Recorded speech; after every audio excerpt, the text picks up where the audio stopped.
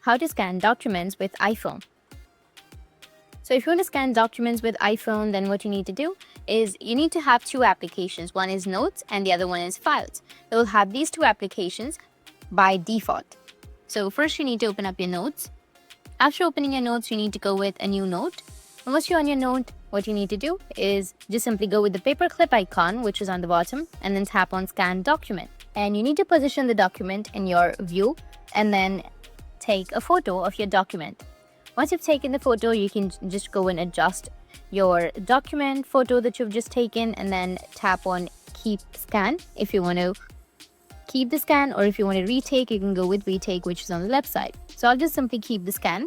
And if you want to go with multiple pages, you can again take a new one and then again go with keep scan and again go with the next one. And once you've done with all of the papers or all of the documents, you need to go with save, which is on the bottom right. Now once you have your documents, you need to go with share, which is on top right. Now once you tap on share here, you need to scroll down and then tap on save to files. But before that, you need to go with the name. You can just simply go with rename.